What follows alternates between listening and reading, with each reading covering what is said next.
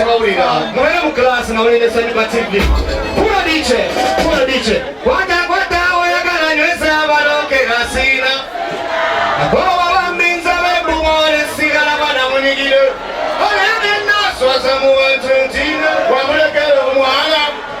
agenda alimba abatuntina tolina najobera abazibu agenda swaza mu wantuntina nebulido bakusalayo uza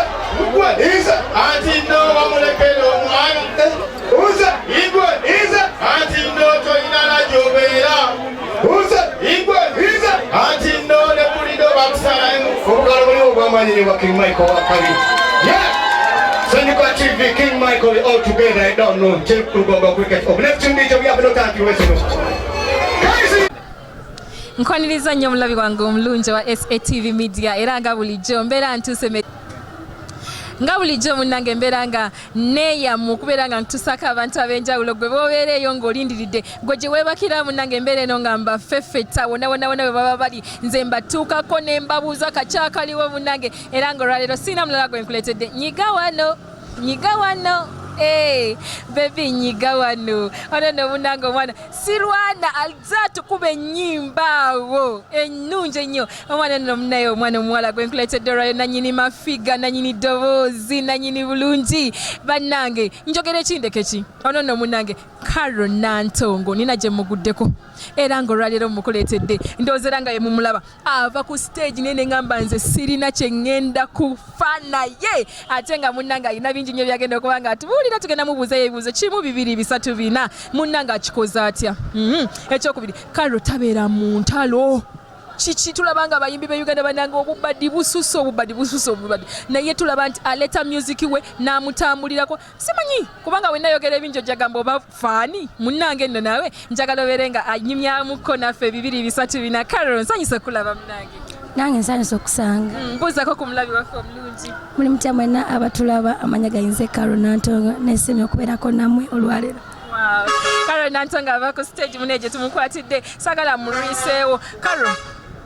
industry omuliro mungi oyina akayimba akali mu kubuuminga okikola otya naye bannange kisa kya Mukama kubanga ennyimba tezifunika naye okubanga oyina akayimba ne katambula nozaako akala ne katambula kiba kirungi nnyo nkiba nkyebaliza Mukama. Omulabi waffe omulungi njagala okumanya ennyimba zino Carol gwazeewandiikira bakuwandiikira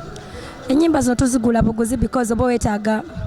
okufuna ku flavor ez'enjawulo so tufuna writers ab'enjawulo ne batuguza ennyimba bwe batuweereza ne tusiima nga tutwala. Omuntu okozesa y'omu kubanga Carol ennyimba zo zirina engeri gye zitambula nga ziflowinga bulungi omuwandiisi ono tugambe nti y'omu oba banjawulo naye kwegamba gwe n'olondamu ekirungi. Abawandiisi banjawulo ddala sinnafunayo ndowooza nina abawandiisi nga babiri be naakozesa ennyimba nga zeezimu balinga basatu naye ng'ate era nziwadde ebbanga sigamba nti nga ziddiringana naye ne bwe ziba zeddiringana kasaluba nga lulungi bw'aba nga muwandiisi y'omu n'atuwa ennyimba nga nnungi osobola ozizzaako naye right now tezeddiringana bawandiisi banjawulo tugezaako okujja eno n'eno ofuna ekirungi.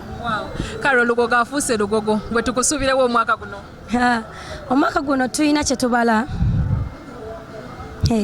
tulina kye tubala naye njagala nnyo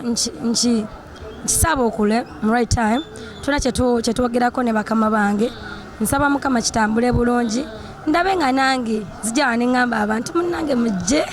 mupagire. Bambi omulabi waffe ali eyo munaye Carol alina kyali mu kutufumbira era nsuubira nti n'oli eyo weetegese era olunaku lwanajja nagamba naye jangu ojja kusula mu busuuzi nga tokati kyenjagala okutegeeza kwata akasimbi kateeke ku bbali omanye nti anytime nyiga wano alina waatutwala. Carol oli under Keti management eri etya? Nkola ne Mwami Keti nenkola ne Judas personal manager wange naye nga mukama waffe Mwami Keti. Wow. Olugendo olubadde lutya with Keti? I think the management simbi ffe ku kye tulaba simbi nebibeeramu of course tewali kintu kitambula nga kiri bakita museeto bakita bibeeramu naye bibeeramu ebyo naye olwana n'olaba nga oyimirira kubanga okimira mu industry omwaka gumu 2 3 4 5 ng'okyawulikika si kyangu nkyebaliza Mukama kyenyeza okugamba. Wanga ne management esobola okuwa ennyimba naye era nekitavaayo nezikuwanga nnyingi esinga nezifa naye nze nebaza Mukama ennyimba zange zonna zengezezzaako okuta zibadde zitambula ne bwe luba teruhiitinze nnyo lutuuka ku muntu sinafunayo nnyimba zenzita neŋŋamba olwo lwafudde si nnyingi zirimu ntonotono so si kyangu ekyo okubanga tukoze ebbanga lyonna nga tutambula bwetto kirungi. Wow. Na Carol, empisa zino ozijja waka oba industry yennyini yekuyigiriza omanyi munnange omuzungu alina olugero agamba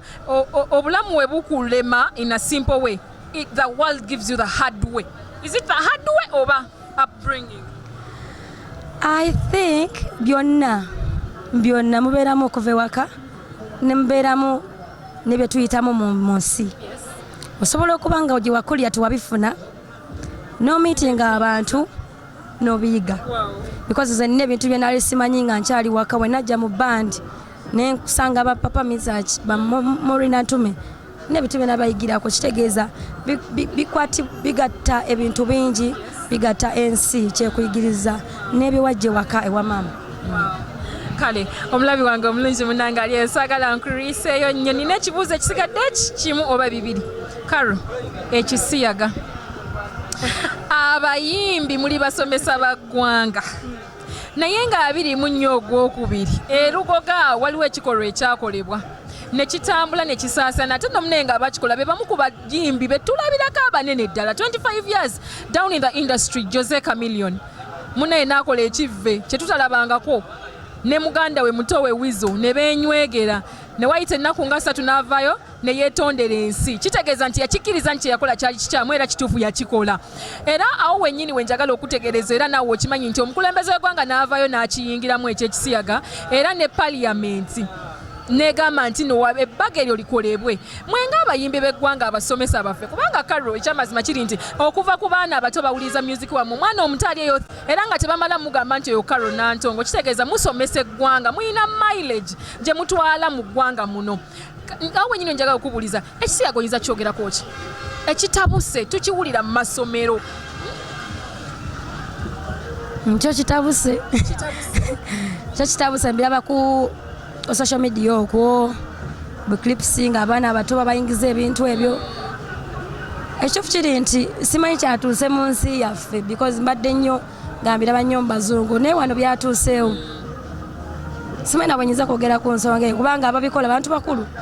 kati simanyi kyetuyinza kubagamba kubanga bo bagamba kyebakola kituufu kati omuntu ngaoyo oyinza muwa bubaka ki. What is your opinion? Nze nganze omuntu sijja kulimba nti mbiwagira because sibiwagira sikitegeera nakitegeera naye nga bo balina engeri gye bakola ki gye bakitegeeramu so sisobola kugamba nti ngenda kirwanisa oba nsomba bubaka bwe buti because kiri buli wamu naye ekiwano kyeyongedde tusabe Mukama atuyambe kubanga sina kyenyinza nakugamba. Carol munnange nagambye ekisiyaga ye takiwagira era takiriimu asaba busabi Katonda atuyambe n'ensi yaffe munnange. Akabuuzo akasembayo Carol, who inspires you mu bayimbi apart from Carol Nantongo kuba nkimanyi that is the first answer. Carol Nantongo inspires you. Who next? Sijja kugamba nti ali omu bangi buli muyimbi ali hard working n'omulaba nga alina kyatadde wali kubanga omulimu gwaffe abantu balooza mwangu naye si mwangu ddala gutwala ssente n'oziteekamu olusi ne zizza olusi ne zitazza naye okubanga omuntu agugjeemu ebintu bye mulaba kyamaanyi saba inspiring abangi inspire abasinga okubanga hard work bakola nnyo okulaba nga bateeka ekintu ekyo ku mmenza ne mu kirabo bangi so sijja kugamba nti omu bangi kubanga abayimbi baffe bangi bakola nnyo industry yaffe tennakula naye okulaba nga basobola ogijjamu bye mulaba kyamaanyi kubanga industry yaffe eringanga omuntu anaatunda edduuka oba okitegeera gulinga mulimu nti tetulina copyright okimanyi so olina kulinnya ku stage ofuna ssente so omuyimbi yenna ali hard working ng'akoze ng'olina ebintu bye mulaba kyamaanyi kuba si byangu sibula abatulaba tuve wano mbagala nnyo mwebale kubeerako mwebale kutuwagira akayimba kange kape bakayita nyiga wano osooka kebeerako ku YouTube channel yange follow me everywhere mbagala nnyo. Oyena munanga abadde Carol Nantongo gye tumusanze ne tumupepeta nyiga wano ke kayimba akaliwo oba banyigawo awo wenyini we yagamba nti nyigawo wenyini munange tubadde tuyina gye tutambulira ne tumusanga era ne tumukwakulayo muneyo kuva ku stage baka kansubire nti n'obukunyumidde munange era wenyini sigenda kwerabira okuba nga nkuyisizawo omwami Sula Motors munange gwali eyo ng'onoonya emmotoka ey'okuvuga oyina emmotoka nkadde munange oba oyagala gitereeza oyagala kuzaayo ofune akanamba akapya beera nga weeyina omwami Sula Motors ali awo ku Salama Road opposite Africa Oil tukawo ennamba ey'essimu ye eri mu kutambula wansi awo munnange abeere ng'akuwa emmotoka ey'ebirooto byo munnange ate n'eya kibanja mpola gyeri era wenyini njagala okuba nga nkutegeeza gwe atalina mukisa abantu bakusosola ku mirimu bakugoba ennyonyi eganye okumabisaawo enoddayo kiki ekiganye mu bulamu bwo bwa bulijjo olaba ebintu ebitambula bulungi munnange weekwate Naalongo mu kibirawo nno munnange asangibwawo obulenzi era nga n'ennamba yeri awo eyitawo munnange osobola okuba nga weesalira ku magezi nkwagala nnyo era tobaako Melissa Mayanja ge manya gange bye bye